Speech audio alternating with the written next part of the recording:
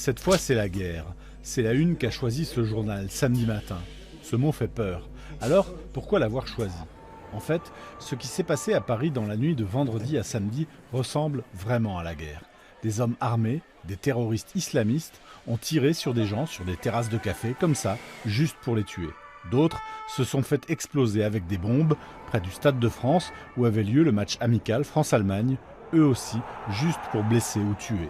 Malheureusement, beaucoup de personnes sont mortes, plus d'une centaine. Quand il y a de telles attaques, le président de la République, qui est aussi le chef de l'armée, doit prendre des décisions importantes très rapidement. Alors, François Hollande s'est adressé aux Français dans la nuit. Au même moment, les terroristes avaient encore des otages dans une salle de concert de Paris qui s'appelle le Bataclan. L'état d'urgence sera décrété, ce qui veut dire que certains lieux seront fermés, la circulation pourra être interdite et il y aura également des perquisitions qui pourront être décidées dans toute l'Île-de-France. L'état d'urgence, cette expression elle aussi est impressionnante. Cela veut surtout dire que les policiers peuvent faire des perquisitions, c'est-à-dire entrer chez des gens et fouiller leur maison, ou qu'ils peuvent interdire à certaines personnes de quitter leur domicile. Par exemple, des personnes qu'on soupçonne d'avoir été en Syrie, ou de connaître des terroristes, ou même d'être des terroristes sans pouvoir le prouver. Le musée du Louvre, mais aussi les écoles et les universités ont été fermés dans la région parisienne pour protéger la population.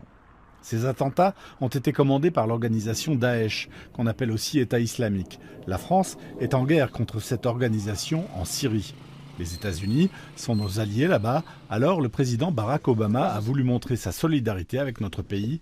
Il a même parlé français. Nous nous souvenons tous que liberté, égalité, fraternité